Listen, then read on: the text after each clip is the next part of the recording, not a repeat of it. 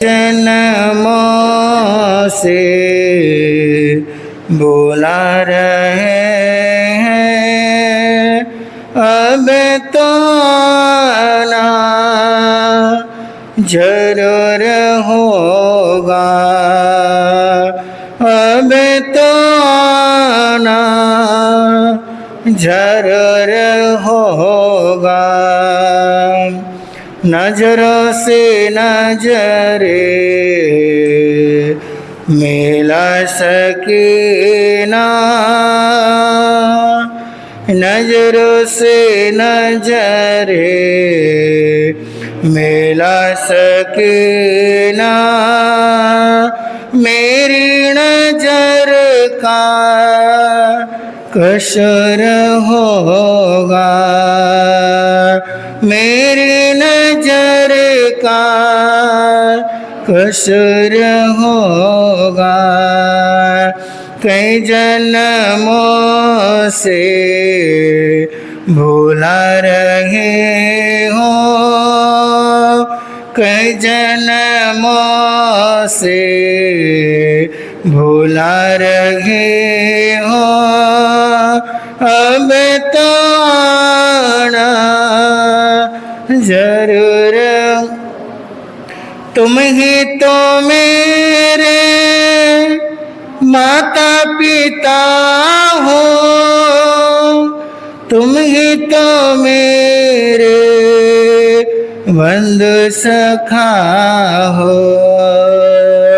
तुम ही तो मेरे बंधु सखा हो। इतने रिश्ते तुमसे जोड़े, इतने रिश्ते तुमसे जोड़े, कोई तो रिश्ता जरूर होगा, कोई तो रिश्ता जरूर होगा। कई जन्मों से भुला रहे हो, कई जन्मों से भुला रहे हो, अब तो आना जरूर। तुम ही तो मेरी आत्मा हो, तुम ही तो मेरे परमात्मा हो, तुम ही तो मेरे परमात्मा हो। मुझ में रह कर मुझे से पर्दा, मुझ में रह कर मुझे से पर्दा, पर्दा हटाना जरूर होगा, पर्दा हटाना जरूर होगा। कई जन्मों से भुला रहे हो, कई जन्मों से भुला रहे हो, अब तो आना हो,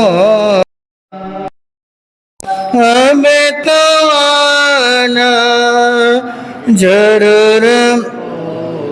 नजरों से नजरे मिला सकीना, नजरों से नजरे मिला सकीना।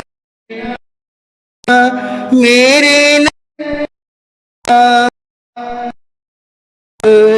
होगा, मेरी नजर का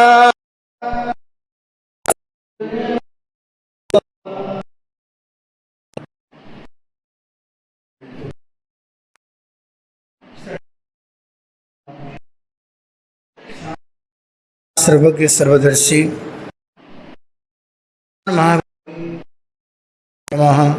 आराध्य गुरुदेव श्री सुमति प्रकाश जी महाराज साहब के चरणों में भावभीनी वंदन। अत्र विराजमान पूज्य गुरुदेव के पावन श्री चरण कमलों में शत नमन। परम स्नेही मधुर गायक श्री मुदित मुनि जी महाराज में उपस्थित धर्म प्रेमी बंधुओं, ममतामयी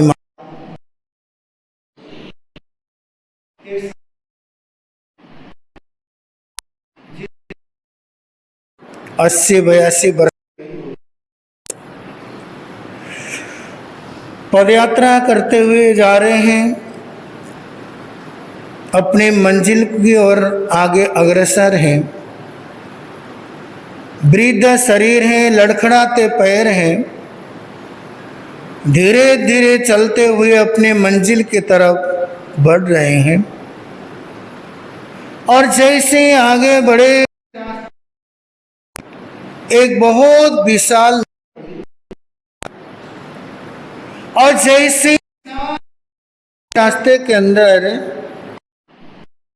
देखा, मेरे रास्ते के अंदर, मेरे सफर के अंदर इतना विशाल नदी आ गई गए कि चलो मैं कोशिश करता हूं कि मैं नदी पार कर सकता हूं। और जैसे बीच पानी में पहुंचे, वृद्ध शरीर है, लड़खड़ाते पैर हैं,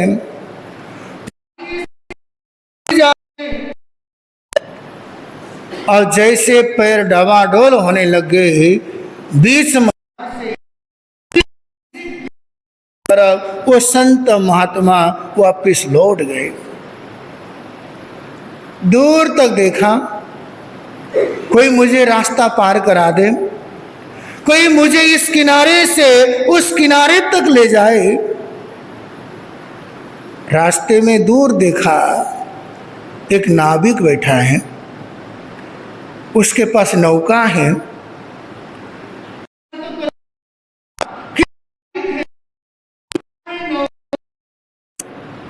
आप चलते चलते उसी नाविक के पास पहुंचे, जाकर के कहा, हे नाविक भाई, क्या मुझे आप नदी पार करा दोगे?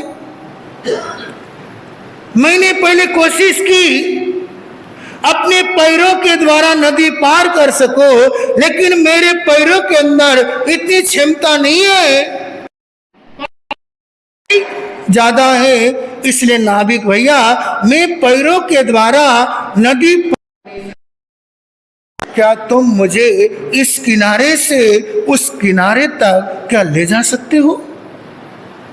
क्या आप मुझे अपने नौका में बैठा करके उस किनारे तक क्या आप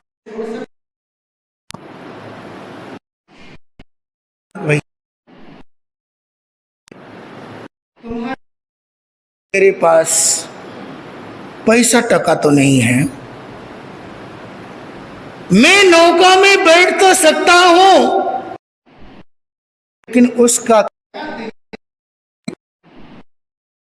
पैसे की व्यवस्था नहीं है भैया।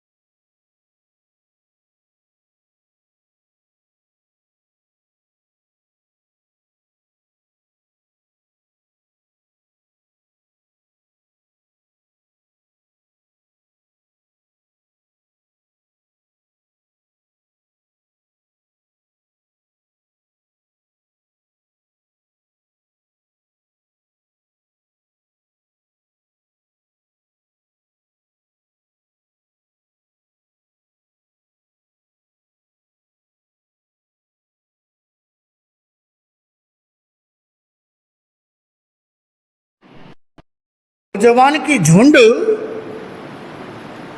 उनके मन के अंदर शरारत सूझी।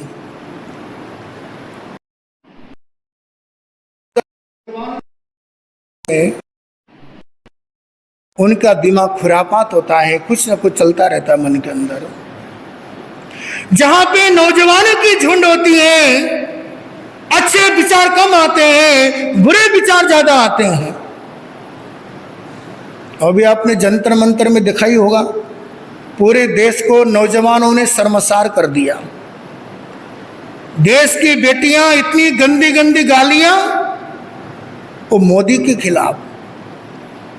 पता नहीं उनके माँ बाप ने क्या संस्कार दिए होंगे।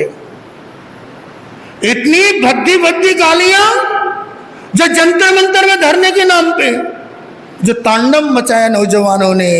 एक नौजवान वो जंतर मंतर में भी है जो गाली, मोदी को इतनी गंदी गंदी गाली, मोदी की मां को गंदी गंदी गालियां, ऐसे असभ्य भाषा। पता नहीं माँ बाप ने क्या संस्कार दिए होंगे। ऐसे नौजवान के ऊपर घिन आती है जो माँ बाप का इज्जत, माँ बाप का स्वाभिमान, माँ बाप के संस्कार बंधु तार तार कर देते हैं। बंधु हर तरह के नौजवान हैं हिंदुस्तान में। अच्छा नौजवान है तो बुरा नौजवान भी है, अच्छी जेंजी है तो बुरे जेंजी भी है, अच्छे कम बुरे ज्यादा है। पढ़ने नाम पे माँ बाप ने दिल्ली में भेज दिया, नोएडा गुड़गांव में भेज दिया, लेकिन जा करके गाली बकरे माँ बाप मोदी की, इतनी गंदी गंदी गालियां, ऐसी भद्दी भद्दी गालियां। माँ बाप ने पढ़ने के लिए भेजा है बाहर। इसलिए बच्चों को पढ़ाना लिखाना बुरी बात नहीं है, अच्छे संस्कार देना बहुत बड़ी बात है। बच्चे बिगड़ते हैं, बच्चों का कुछ नहीं जाता है, माँ बाप की आंखें नीचे हो जाती हैं। बच्चे का कुछ नहीं जाता है जब बच्चे बिगड़ते हैं, जब बच्चे के मुख में गाली निकलती है।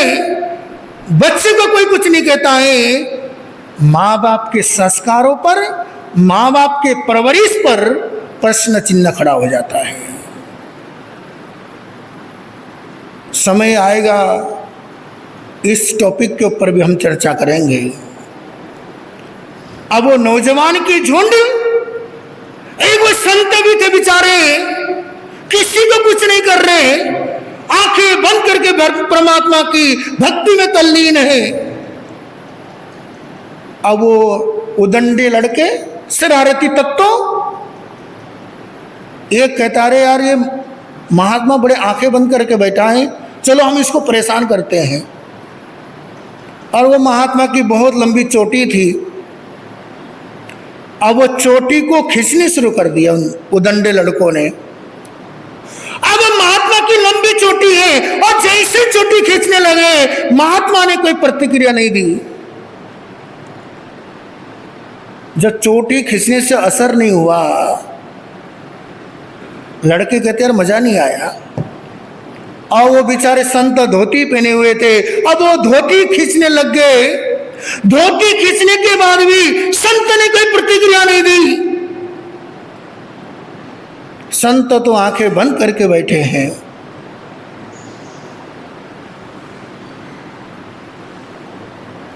एक कहता है यार मजा नहीं आ रहा, तो दूसरा दोस्त कहता क्या करे,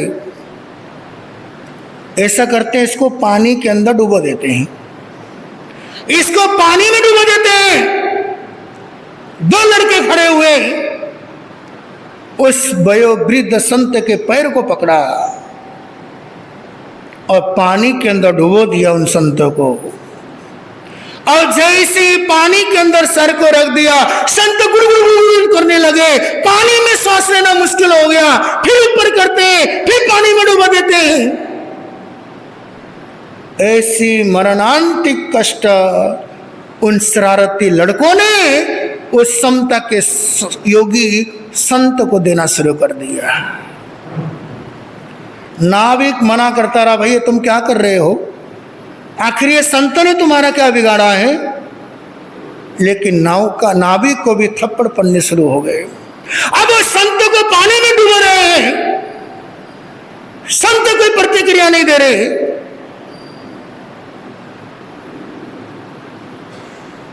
धमो मंगल मुक्कीठम अहिंसा संयम तवो देवा वित्तम नमम संति जस धम्मे सयामनो। जिसका मन अहिंसा संयम तप में रमा रहता है, देवता उसको भी नमस्कार करते हैं। वो संत की साधना थी, चाहे किसी भी धर्म की क्यों न हो, उन संत की साधना से प्रभावित उनके सेवा में रहने वाला सेवक देव ने जब देखा, अरे मेरे गुरु को इतना तकलीफ दे रहे हैं लोग, मेरे गुरु को इतने परेशान कर रहे हैं। अब उनका सेवक देव सोचने लगा कि मेरे गुरु उनको कुछ नहीं करेंगे, मेरे गुरु उनको तिरछी नजर से भी नहीं देखेंगे, लेकिन ये उदंडे लड़के मेरे गुरु को बड़ा दुख दे रहे हैं, बड़ा कष्ट दे रहे हैं, बड़ा परेशान कर रहे हैं। अब वो सेवक देख एकदम से पानी में प्रकट हो गया। और ये नालायकों, कि तुम क्या कर रहे हो? तुम्हें इसका परिणाम मालूम है? अगर एक तिरछी नजर से ये संत तुम्हें देख लेंगे, तुम जल करके राख हो जाओगे यहीं पे। लेकिन ये ऐसा नहीं करेंगे। अगर संत टेढ़ी नजर से तुम्हें देख लेंगे, तुम्हारी सातों पीढ़ियां पानी पीने के लायक नहीं बचेगी। लेकिन संत तो ऐसा कुछ नहीं करेंगे। लेकिन तुम्हें सजा देना मेरा दायित्व है। तुमने आज संत को तुमने बहुत परेशान दिया है, तुमने संत को बहुत कष्ट दिया है, इन संत को तुमने सताया है, इस पाप का फल तुम्हें मिलेगा। जब देव ने उन लड़कों को ललकारा, गुरुदेव को नौका में बैठाया, कहा गुरुदेव, इन उदंडे लड़कों ने आपको बहुत तकलीफ दिया है, इन शरारती लड़कों ने आपको बहुत परेशान किया है। मैं इनको सजा देना चाहता हूं, मैं इनको कष्ट देना चाहता हूं। बंधुओं, संत किसी का अहित नहीं करते हैं, और जो अहित करता है वो संत कभी नहीं होता है। बहुत सारे लोग संत से डरते हैं, महाराज श्राप दे देंगे। बहुत सारे लोग डरते, जैन लोग खासकर डरते संतों से। अगर कोई संत गलती भी कर रहा है, अपने आचरण के विरुद्ध भी जा रहा है, लोग आंख बंद करके बैठ जाते हैं। अगर संत की क्रिया सही नहीं है, संत का आचरण अपने धर्म के विरुद्ध है, आज किसी के अंदर इतना गट्स नहीं है कि संत को जाके टोके। मैनू क्या लोड़, क्या लोग कहते हैं, हमें क्या जरूरत पड़ी है। और संतों को कहने से डरते हैं। अगर संत मुझे श्राप दे देगा तो, जो श्राप देता है वो कभी संत नहीं हो सकता है।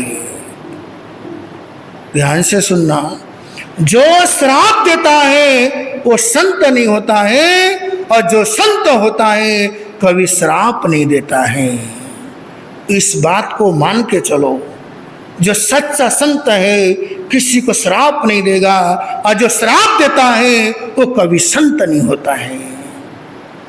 इसलिए कोई संत या जैन दर्शन को मानने वाले साधु साध्वी अगर धर्म के विरुद्ध चल रहे हैं, अपने आचरण के विरुद्ध चल रहे हैं, आप लोगों का फर्ज है उनको कहना, उनको समझाना, उनको धर्म में स्थिर करना। ये आपका दायित्व है, आपका फर्ज है। अगर कोई संत आचरण विरुद्ध कोई कार्य कर रहा है तो आंख बंद करके बैठना आपकी मूर्खता है। संत को सही राह दिखाना ये आपका दायित्व है। अगर कोई धर्म विरुद्ध कार्य हो रहा है उस कार्य को रोकना ये आपका दायित्व है। इसलिए संत किसी का अहित नहीं करते और जो अहित करते हैं वो कभी संत नहीं होते हैं। उत्तरायण सूत्र में आपने हरिकेशी मुनि का पढ़ा होगा। हरिकेशी मुनि जब ब्राह्मणों की यज्ञशाला में गए थे आहार पानी को लेने के लिए, जब आहार पानी के लिए गए थे पारने के लिए, हरिकेशी मुनि ब्राह्मण लड़कों ने उनकी पिटाई करी थी, गालियों से बौछार करी थी, डंडों से मारा था हरिकेशी मुनि को। बोले ये भोजन ब्राह्मण के लिए है, तेरे जैसे अछूत के लिए नहीं है। क्योंकि हरिकेशी मुनि चंडाल कुल में जन्मे थे तो इसलिए ब्राह्मणों ने कहा तेरे जैसे चंडालों के लिए भोजन नहीं है, ये भोजन तो ब्राह्मणों के लिए है। लेकिन हरिकेशी मुनि ने किसी को कुछ नहीं कहा। जब लड़कों ने उनकी पिटाई करी, उनके सेवा में रहने वाला एक सदेव ने उन ब्राह्मण नौजवानों को सबक सिखाया था। किसी को खून की उल्टी करा दिया, किसी का गर्दन टेढ़ा मेढ़ा कर दिया। बंधुओं, जो देवता होते हैं वो अहित करते हैं, लेकिन संत कभी किसी का अहित नहीं करते हैं। इसलिए शास्त्र में अनेक घटना ऐसी है, क्योंकि हर साधक आत्मा की सेवा में देव रहते हैं। हमने पूज्य गुरुदेव भीष्म पितामह राज ऋषि आराध्य गुरु श्री सुमति प्रकाश जी महाराज, उनके सानिध्य में हमें रहने का मौका मिला। बंधु, रात को जब हम टॉयलेट के लिए, लघु शंका के लिए रात को 1:30-2 बजे उठते थे तो गुरुदेव को किसी से बातचीत करते हुए सुनाई देते थे। गुरु जी को अकेले बोलते हुए हम देखते थे, क्योंकि देवी देवता गुरु जी के चरणों में आके कुछ न कुछ बातें होती थी। अनेकों देव देवियां गुरु जी के दास थे। इसलिए हमने कई बार अपनी आंखों से गुरु जी को बात करते हुए हमने सुना, लेकिन गुरुदेव नियम करा देते थे कि किसी को कुछ कहना नहीं, क्योंकि वो चमत्कार में कभी उन्होंने विश्वास नहीं किया, प्रदर्शन में कभी उनको विश्वास नहीं किया उन्होंने। तो अनेकों जो देवी देवता होते हैं, जो साधक आत्मा होती हैं, उनके सेवा में रहते हैं। तो आगे उस संता और जो सेवक देव आया, उन लड़कों को क्या दंड देता है, क्या सबक सिखाता है, आने वाले दिन के अंदर रखने का प्रयास किया जाएगा। नादोन वालों, एक दिन गुरुदेव ने ज़्यादा तारीफ कर दी आपकी। जिस दिन से तारीफ कर दी उससे जनसंख्या कम हो गई है। अब देखिए, प्रवचन में आने वाले लोग अब लगभग मेरे को सबके चेहरे याद हो गए हैं, और जो नहीं आ रहे मैं उनके यहाँ छापा मारने जा रहा हूँ, रेड डालने जा रहा हूँ। जो नहीं आ रहा है, जो कल नहीं आए थे, मैं कल पहुँच गया उनके यहाँ। इसलिए आपको ये सोचना है 1 घंटे का समय तो निकालना ही है। हम ज़्यादा नहीं मांगते हैं, कम से कम आदमियों की जनसंख्या, श्रावकों की जनसंख्या कम से कम 51 का सगुन हो, इससे ज़्यादा नहीं मांगते हम। 51 जनों से कम की संख्या नहीं होनी चाहिए। और महिलाएं तो आगे होती है भाई, कम से कम 61 हो, 71 हो। हाँ जी, लेकिन यहाँ पे भाई आ गए, बहनें, चलो अभी तो मायका का सीज़न है, मान लेते चलो ये सीज़न भी 1 हफ्ते का रह गया अब तो। अब भाइयों की कम से कम 51 जने से कम कभी नहीं होनी चाहिए, और महिलाएं कम से कम 61 से कम नहीं होनी चाहिए। मैं रोज गिनूंगा, मैं रोज हिसाब किताब लिखूंगा कि कितने कम है, कितने प्रॉफिट में चल रहे हैं, कितने लॉस में चल रहे हैं। मान लो घर कम है मानते हैं। और घर बढ़ेंगे तो कैसे बढ़ेंगे? घर तो नहीं बढ़ सकते ना, जितने उतने रहेंगे, लेकिन आने की संख्या बढ़ सकती है। यहाँ पे लोगों की संख्या लगभग 240 के आसपास है, इतनी है ना? नहीं, 200 से तो ज़्यादा ही है। परसों हिसाब लगाया था लगभग 225 है बच्चे मिला के। अब मैंने तो 180 मान के चला, 180 में से कम 100-125 की हाजिरी। नहीं आने वाले ज़्यादा हैं, आने वाले कम है। अभी मैंने परसों हिसाब लगाया था, रोहित जी के परिवार में से 22 लोग आए हैं। कितने लोग? अभी बहुत सारे लोग हैं जो आ नहीं रहे हैं। अब धीरे धीरे क्या है, शक्ल याद होंगे, नाम याद होगा, तो जब पता चलेगा। इसलिए कम से कम भाइयों की संख्या 51 होनी चाहिए और बहनों की 61 तो होनी चाहिए। 34-35 चूल्हे में अगर लगभग 100 की हाजिरी आप दोनों को मिला के हो गई तो समझना हम प्रसन्न हैं, हमें कथा करने भी आनंद आएगा। और लोग नहीं आएंगे ये मत सोचना कि महाराज जी पता नहीं क्या कथा कर रहे हैं। जैसे श्रोता होंगे वैसे ही कथा होगी। ज़्यादा श्रोता होगी तो अच्छी कथा निकलेगी मन से। आप आ तो रहे हो, बहुत बहुत साधुवाद है, गिला शिकवा नहीं है आपसे। कहीं कहो कि महाराज जी शिकायत कर रहे, शिकायत नहीं है। संतों की तो लालसा रहती है ना, जैसे आप लोग हैं। आप लोग रोज के कम से कम 200 ग्राहक आपके दुकान में आए, क्या खुश होते हो? क्या कहते महाराज जी दुकान चलती ही नहीं है। अरे भाई, हमको भी तो लालच होती है महावीर की दुकान की। जितना ज्यादा कस्टमर आएंगे उतना ही तो सही होगा। जैसे व्यापारी जितने ग्राहक आते हैं वैसे ही वो खुश रहता है। क्योंकि मैं आइडिया लगाता हूँ, व्यापारी का चेहरा खुश है तो समझना कस्टमर अच्छा हुआ है। और शाम को जब लोग आते हैं हारे हुए जौहरी के जैसे आते, मैं समझ जाता हूँ भाई आज नुकसान में।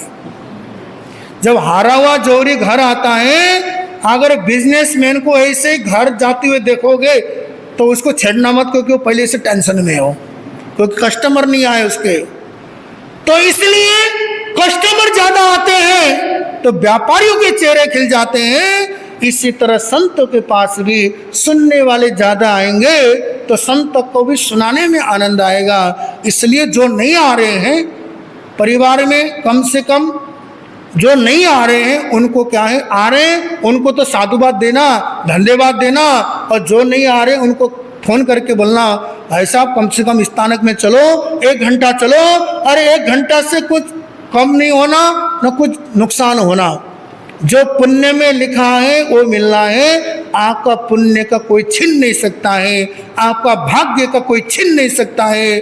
अगर ये सोचो कि सत्संग सुन के, प्रवचन सुन के, सामयिक करके दुकान जाऊंगा तो आपको प्रॉफिट ही प्रॉफिट है, इसमें नुकसान कुछ भी नहीं है। अगर धर्म करके दुकान खोलोगे, उस पवित्र मन से दुकान में जाओगे, जैसे शटर खोलोगे वैसे ही कस्टमर की लाइन लगी रहेगी। सुबह 6 बजे से दुकान खोलोगे, मतलब जब तक तुम्हारा पुण्य नहीं है आएगा कोई नहीं। जब तुम्हारा पुण्य है कस्टमर भी इंतजार करेगा। तो अब जैन साहब 9 बजे सत्संग सुन के आ रहे होंगे, वो दुकान के बाहर खड़ा रह के आपका इंतजार करेगा कि अभी आने वाले होंगे जैन साहब, अभी सत्संग सुन के आने ही वाले होंगे।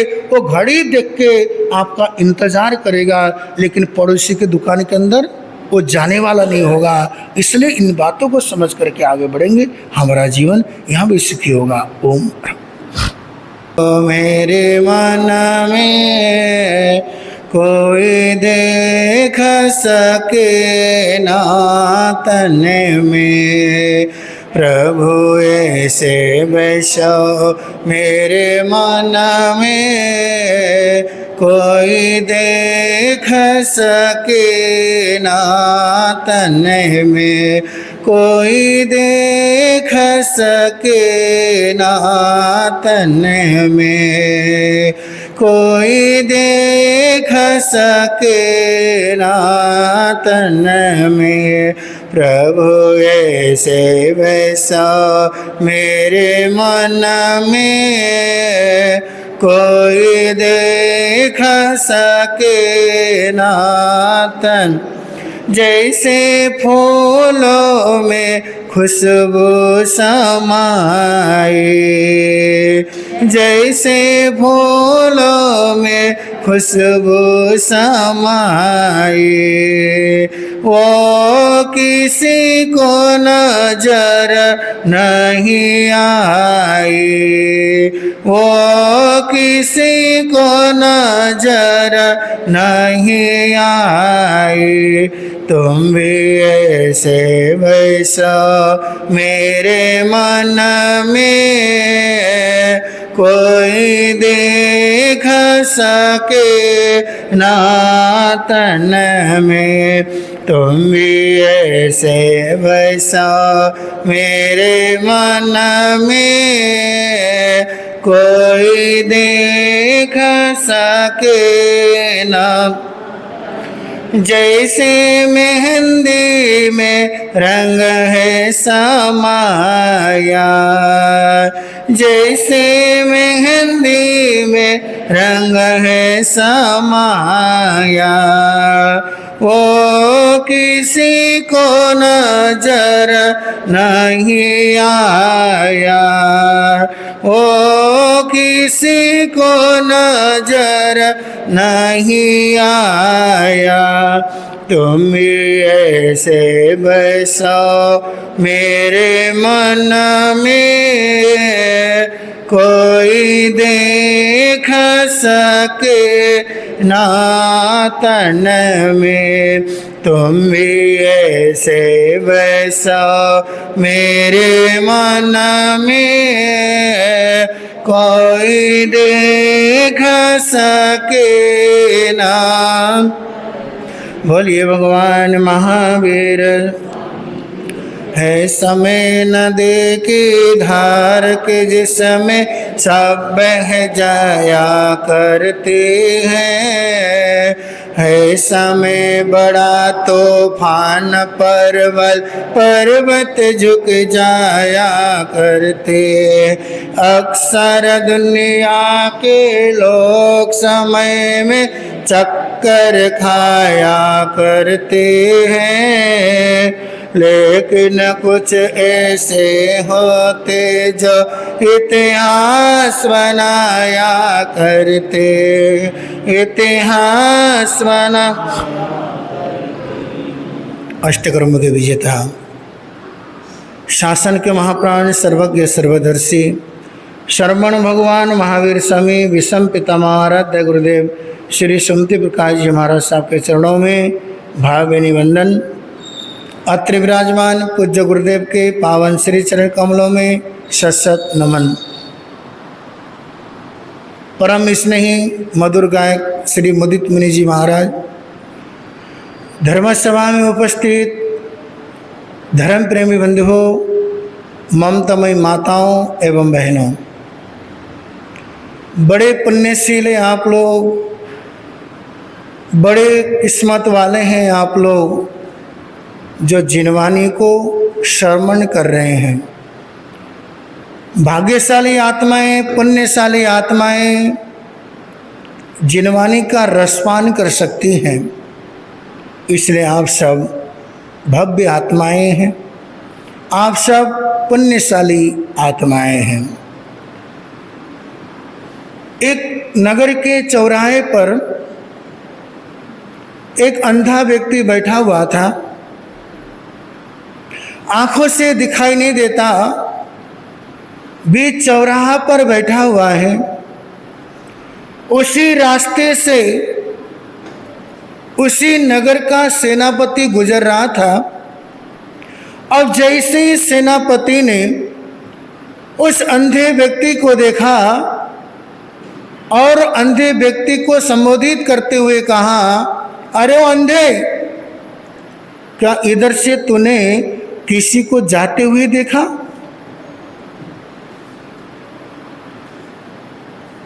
सेनापति महोदय, थोड़ी देर पहले इसी रास्ते से एक चोर निकल के गया है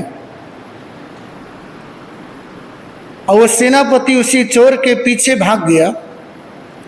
थोड़ी देर के बाद उसी नगर का मंत्री उसी चौराहे से निकल रहा था उस मंत्री ने उस अंधे व्यक्ति को देखा और कहा, हे सूरदास जी, क्या आपने इधर से किसी को जाते हुए देखा? मंत्री परवर पहले चोर निकल के गया और उसी चोर के पीछे पीछे आपका सेनापति इसी रास्ते से गया है और मंत्री भी उसी रास्ते से आगे निकल पड़ा। थोड़ी देर के बाद उसी राज्य का राजा उसी चौराहे से निकला तो उसने सूरदास को देखा, उस अंधे व्यक्ति को देखा तो पूछा, हे प्रज्ञा चक्षु जी, हे महात्मन, क्या इधर से किसी को जाते हुए देखा? हे राजन, पहले चोर गया, फिर मंत्री गया, फिर सेनापति गया, अब हे राजन आप इधर से जा रहे हो।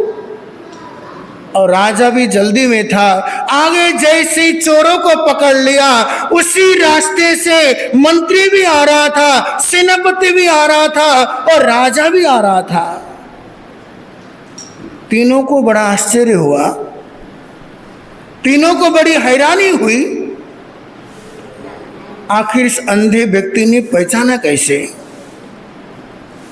राजा से निवेदन किया मंत्री ने, हे राजन, इस अंधे व्यक्ति को आंखों से दिखाई तो देता नहीं है, आखिर इसने हमें कैसे पहचाना कि राजा कौन है, मंत्री कौन है, सेनापति कौन है? राजा बड़ा समझदार था। राजा सेनापति और मंत्री को लेके उसी सूरदास के पास पहुंचा। राजा ने निवेदन किया,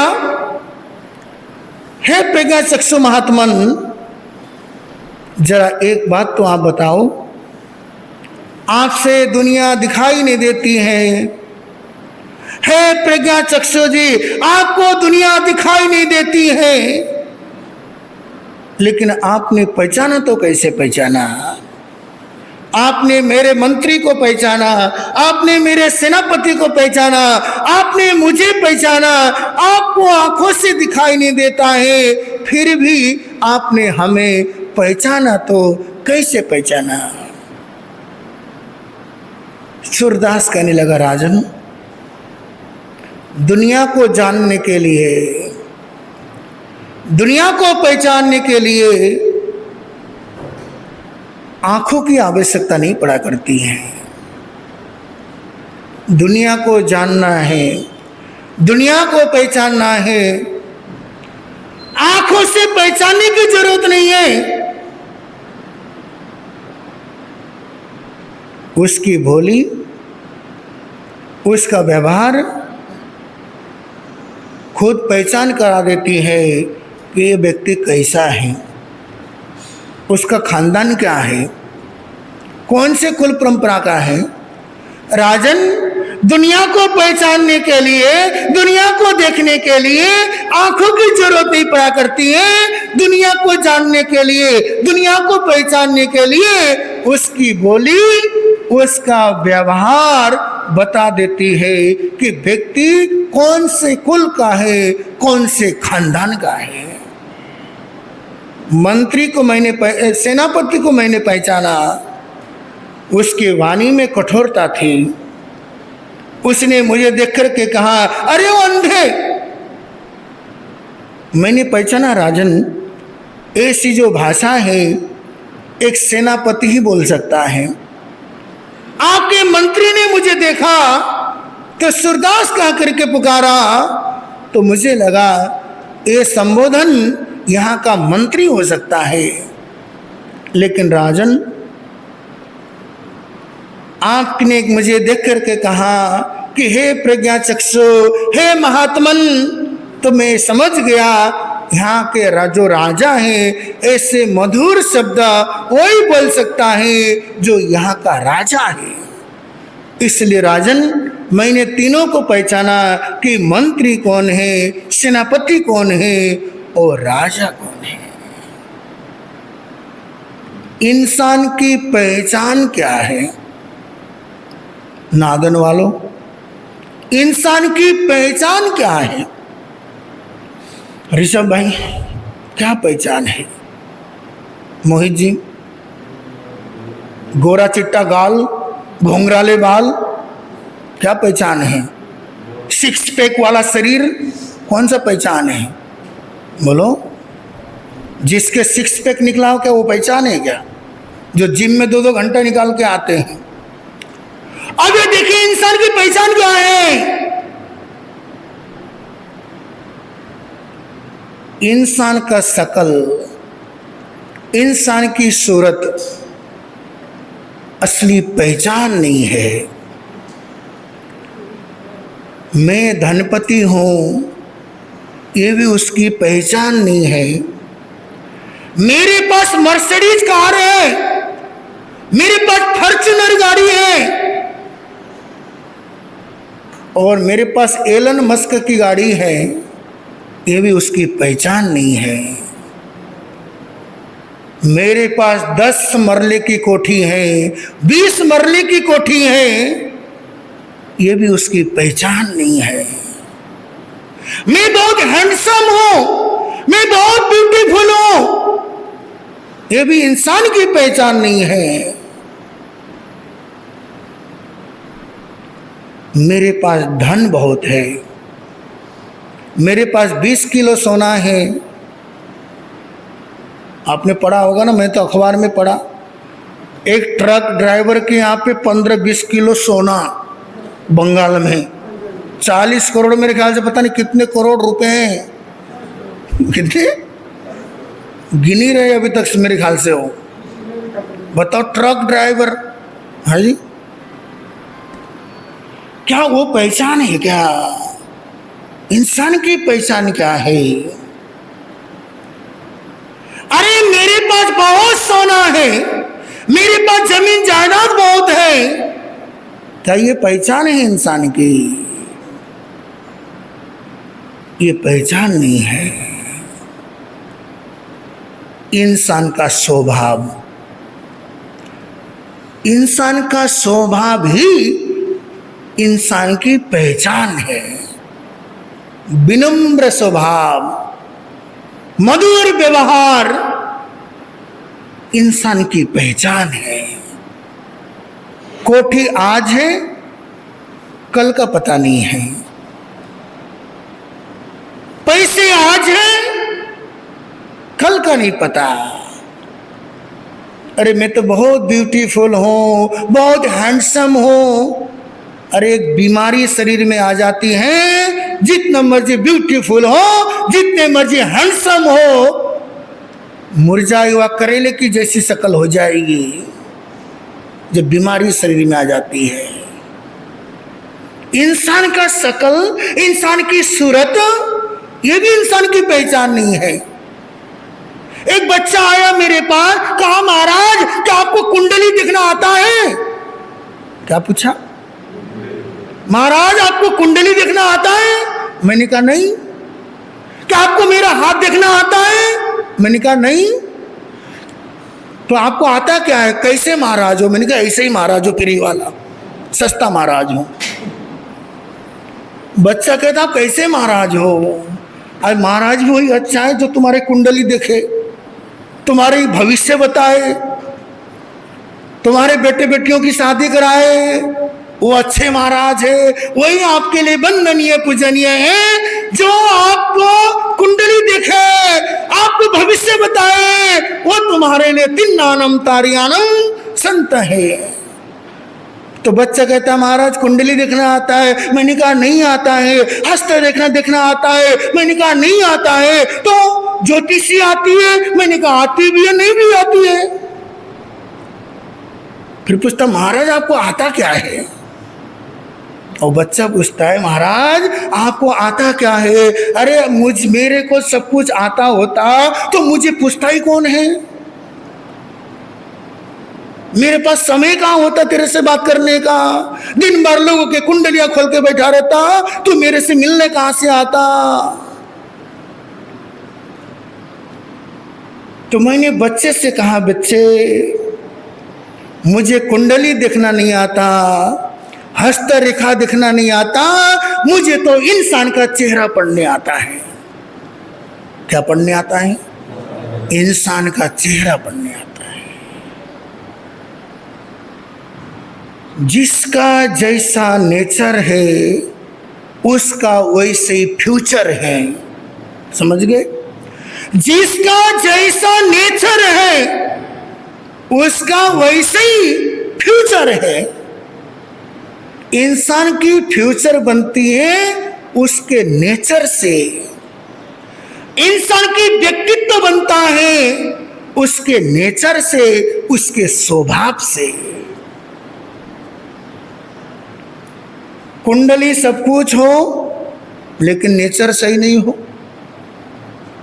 एक व्यक्ति ज्योतिषी के पास पहुंचा, कहा है ज्योतिषाचार्य मेरी कुंडली में शनि की साड़िश आती है, वो कैसे दूर होगा? उसने कहा 2100 रुपए चढ़ावा चढ़ा लो, मैं तेरी शनि साड़ी दूर कर देता हूँ। उसने कहा 2100 मेरे पास है तो नहीं, शेयर मार्केट डाउन हो गया। कहा 1100 ही चढ़ा दे, तेरी शनि की 7.5 दूर कर दूंगा।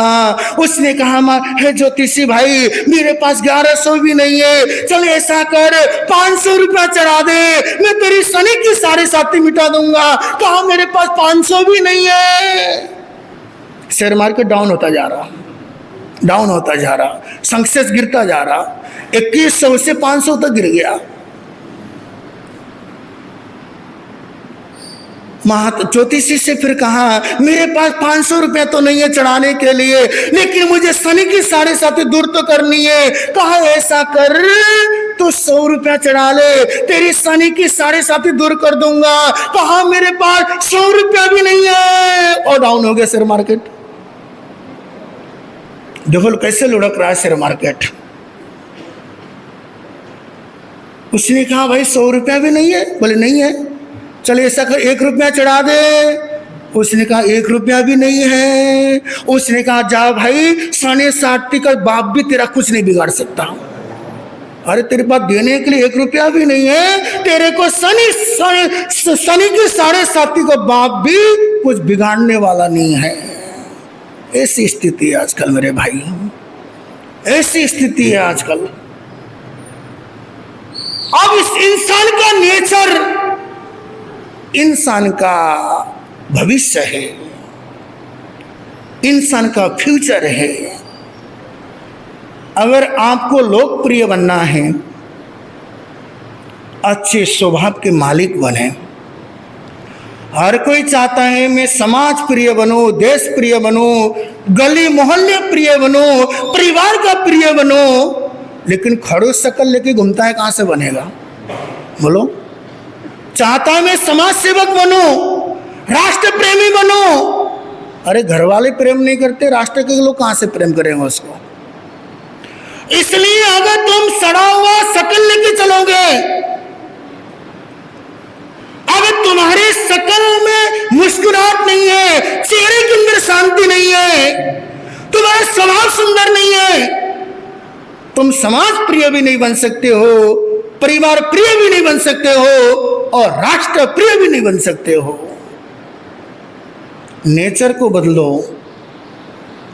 आज आपके पास कोई बैठना नहीं चाहता, आपके परिवार के लोग आपसे बातचीत करना नहीं चाहते, तो तुम्हारे अंदर खोट है, तुम्हारे अंदर गलती है। कोई कहते महाराज मेरा कोई भी अपना नहीं है। भाई तेरे नेचर के अंदर कमी होगी, इससे तेरा कोई नहीं है। इंसान का स्वभाव ऐसा है आजकल। अब मान लो कोई इंसान पहली बार मिलता है, अब देखो पहली बार कोई मिलता है, 10 मिनट का मीटिंग कोई अपना बना सकता है, 10 मिनट का मुलाकात अपने को भी पराया बना सकता है। 10 मिनट में हम सामने वाले के प्रिय भी बन सकते हैं, और 10 मिनट की मीटिंग में हम सामने वाले के लिए अप्रिय भी बन सकते हैं। अगर हमारी वाणी के अंदर मिठास है, हमारा स्वभाव मिलनसार है, बंदो सामने वाला कहेगा भाई साहब आपसे मिल करके बहुत अच्छा लगा, जल्दी से हम मिलेंगे, जल्दी से मुलाकात करेंगे। अगर खड़ूस शक्ल लेके चलोगे, खड़ूस नेचर लेके चलोगे, वो कहेगा आज तो मिल लिया भाई, दोबारा इससे मिलूंगा नहीं मैं। इसलिए इंसान का नेचर बताता है कि आपका भविष्य क्या है, आपका फ्यूचर क्या है। कुंडली नहीं बता सकती है, हस्तरेखा नहीं बता सकती है। अगर आपका फ्यूचर बताना है तो आपका नेचर को अच्छा बनाना होगा। मान लीजिए आप सबकी शादी तो हो गई है ना, किसी की होना बाकी होगा, और यहाँ माता बहनों की भी हो गई सबकी शादी, एक दो को छोड़ के। अच्छा ये बताइए आपको कौन सा पति पसंद है? क्योंकि आप बोलोगे नहीं तुम्हारे पति सामने बैठा है, क्या बोलोगे? अब ये बताइए आप माताएं बहनें कौन सा पति पसंद करती हैं? बता दो पतियों कैसे पत्नी पसंद करते, कौन सा पति? हाँ जी जंजा अजय जी, आपको तो चारू जी पसंद करते, टेंशन ना लो। आप पत्नी कैसे पति पसंद करती है? क्या जिसके पास बहुत सारा पैसा है उसको पसंद करती है? बोलो। क्या जिस पति के पास ज्यादा पैसे हैं, माल मत्ता ज्यादा है, ऐसे पति को पसंद करती है क्या? मान लो दो तरह के पति हैं, सपोज कर लो। एक पति महीने के 5 लाख रुपया कमाता है। कितने? 5 लाख कमाता है, सुंदर है, हैंडसम है, गोरे चिट्टे गाल, घुंघराले बाल, बिल्कुल हैंडसम। और कितना कमाता है? मोहित जी कितना कमाता है? 5 लाख। देखो 5 लाख महीने के कमाता है, हैंडसम शरीर है, देखने में बहुत टिप टॉप है, ब्रांडेड कपड़े पहनता है, 50,000 के जूते पहनता है, और कम से कम 20-30 हजार का गोगल्स पहनता है। और कितना कमाता है? 5 लाख। ये तो हो गया 5 लाख कमाता है, सुंदर है, सब कुछ सही है, और आपके सामने चिड़चिड़ करता रहता है। क्या करता रहता है? आपके मायके वाले की बुराई करता रहता है। अरे तू लेके कुछ नहीं आई, खाली हाथ आ गई। आपके माँ बाप को कोसता रहता है। जब आपका भाई आपके यहाँ पे रहने के लिए आता है, दुकान से घर ही नहीं आते हैं, और आपका भाई बेचारा दिन भर घर में टीवी देख के, मोबाइल देख के बैठा रहता है। कितना कमाता है? 5 लाख। देखने में कैसा है? हैंडसम है। क्या है? हैंडसम है, ऋतिक रोशन।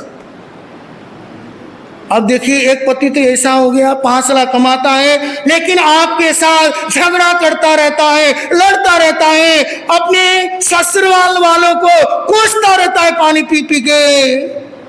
और एक पति का पति कितना कमाता है? महीने के मुश्किल से 50,000। कितना? देखने में कैसा है? हैंडसम नहीं है, इतना हैंडसम नहीं है। न 30 लाख का गोगल है उसके पास, न 50,000 के जूते हैं, और कमाता कितने हैं?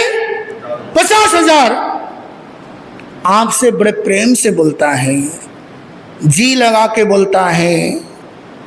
अगर आपसे कोई गलती हो गई, आपका पति आपको कोसता नहीं है, अरे पगली चिंता क्यों करती है, अरे गलती होती रहती है, ये गलती होना इंसान की फितरत है, क्यों टेंशन लेती है, गलती तू नहीं करेगी तो भगवान गलती करेगा क्या?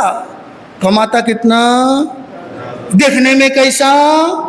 हाँ ऐसा ही। और जब आपके मायके वालों की बहुत तारीफ करता है, तेरी माँ कितनी अच्छी है, कितने अच्छे तुझे संस्कार दिया, अरे तेरी माँ कितनी अच्छी है, बचपन से तुझे इतनी धार्मिक शिक्षा दी, तेरी माँ कितने महान है, जो तेरे को इतनी अच्छी शिक्षा दिया, बचपन से धार्मिक ज्ञान दिया। अरे तेरे पिता ने कितनी मेहनत करके तुझे पढ़ा लिखा के इतनी बड़ी डिग्री दिला दी, इसलिए तेरे माता पिता कितने महान हैं। जब ससुराल से साला आता है आपके घर में, दुकान की छुट्टी कर देता है। अरे कमाना किसके लिए है? मेरा साला आया हुआ है, उसको घुमाने के लिए धर्मशाला लेके चला जाता है, पालमपुर लेकर के चला जाता है, देवियों के मंदिर कराने जाता है। कमाता कितने हैं? देखने में कैसा है? ठीक ठीक है। अब ईमानदारी से बताओ कौन सा पति पसंद है? 5 लाख 5 लाख, जरा खड़े करो हाथ जो 5 लाख वाला पति पसंद करती है। हैंडसम है भाई देखने में, बोलो पारुल जी कौन सा पति पसंद है? बोल ही नहीं रहे भाई। अरे डरते के क्यों? मैं बैठा हूं, डरो मत अभी। अब पति लोग बेचारे यहाँ बैठे कहां से हाँ बोलेगी भाई मेरे को 50 लाख चाहिए या 50,000 चाहिए। समझ आ गई बात? कौन से पत्नी को कौन से पति पसंद है ये आपको फैसला करना है। अगर आपका नेचर अच्छा है, चाहे भले कमाओ मत, लेकिन तुम्हें पसंद करने वाली बनेगी। चाहे करोड़ रुपए महीने की कमाओ, आपका नेचर सही नहीं है तो आपकी पत्नी आपको प्रेम करने वाली नहीं होगी। इसलिए जिसका जैसा नेचर उसका वैसे ही फ्यूचर होता है। इसलिए नेचर को अच्छा बनाओ। अगर हमारा नेचर अच्छा है, फ्यूचर तो अपने आप अच्छा है। समय हो गया है, फिर कभी अपने विषय को आगे बढ़ाएंगे इन्हीं शब्दों के साथ। ओम तने प्यारे हंसते रहे हंसेंगे, लगते हैं कि तने प्यारे हंसते रहे हंसेंगे। संकल्प इंसान हम बने, संकल्प हो हमारा इंसान। हो जैन बौद्ध मुस्लिम हिंदू हो ईसाई, हो जैन बौद्ध मुस्लिम हिंदू हो ईसाई, आपस में लगते भाई इंसान हम बने। संकल्प हो हमारा। सूचनाएं। बोलिए भगवान महावीर स्वामी जी परम श्रद्धेय परम आदरणीय श्रवण गौरव धर्म प्रभावक पूज्य मुझे श्री अजय मुनि साहब आज के श्री चरणों में नंदोष संघ की ओर से वंदन नमस्कार करके सुस्वागत पूछता हूँ। जैसे भी गुरुदेव ने फरमाया कि कल रविवार का दिवस है, तो सभी से निवेदन है कि ज़्यादा से ज़्यादा संख्या में आए, तो बच्चों को लेके आए और सभी भाई लोग सफाई करने का भी प्रयास करें। सफाई करते हैं आप ही है, प्रवचन में आप ही सफाई खाने का हो जाती है। और मैं निवेदन करना चाहूँगा कि जो हमारे सामने चेक करने वाले लोग हैं, तो आप इस तरह के लोगों की धोतियाँ पड़ी हुई हैं, बैठ लगा हुआ है, तो उसको संभाल लें, साफ ना होती है। जिसका भी जो भी सामान से ठीक है उठाकर उसको संभाल लें। और आज का आयोजन श्रवण का है और कल का आयोजन नीतू जी का है। मंगल बाबा